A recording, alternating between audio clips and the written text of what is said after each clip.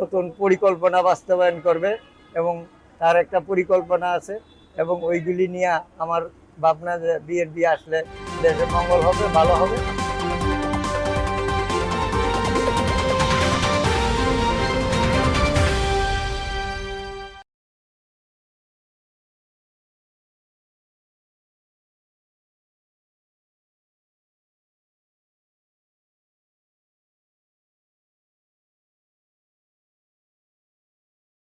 ওয়ালাইকুম সালাম ওয়া রাহমাতুল্লাহ। কেমন আছেন? ব্যবসাপাতি কেমন চলছে? আলহামদুলিল্লাহ, আছে মোটামুটি। আচ্ছা, আপনাকে একটা প্রশ্ন করি। জি।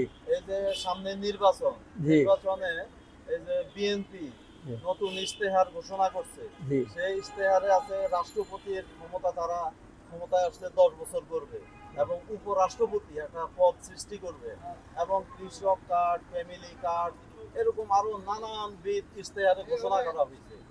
এই ইশতেহার ঘোষণা নিয়ে এবং বিএনপি নির্বাচনে জয়লাভ নিয়ে আপনার চিন্তা ভাবনা কি?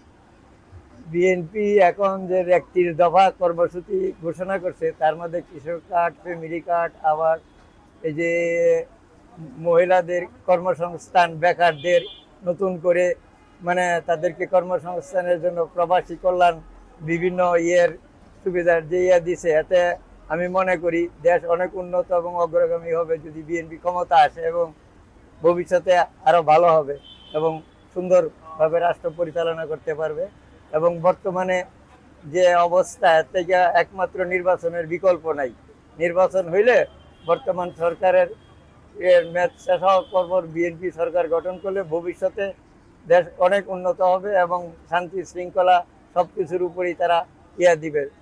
জনাব তারেক রহমান নতুন পরিকল্পনা বাস্তবায়ন করবে এবং তার একটা পরিকল্পনা আছে এবং ওইগুলি নিয়ে আমার ভাবনা যে বিএনপি আসলে দেশের মঙ্গল হবে, ভালো হবে, দেশ উন্নতি হবে এবং আরও অন্য অন্য সুযোগ সুবিধা সৃষ্টি করবে বিভিন্নভাবে, ধাপে ধাপে অনেক কিছুই করবে আর কি। আশা করি বিএনপি ক্ষমতা আসবে বিপুল ভোটে এবং ভালো সমর্থন নিয়ে আসবে ইনশাল্লাহ। রাষ্ট্রপতির ক্ষমতা যে 10 বছর করবে এবং নতুন উপরাষ্ট্রপতি পদ সৃষ্টি করবে, এতে আপনার সমর্থন আছে কি? এতে আমার পুরাপুরি সমর্থন আছে, কারণ 10 বছরের মেয়াদের ভিতরেই করলে এক ব্যক্তির কেন্দ্র ফ্যামিলি থাকবে না আর কি, নির্দিষ্ট কোনো ব্যক্তির থাকবে না, মানে দ্বিতীয়বার আর হইতে পারবে না, 10 বছর পর পর হবে, মানে এটা বর্তমানে এটা খুব ভালো একটা উদ্যোগ।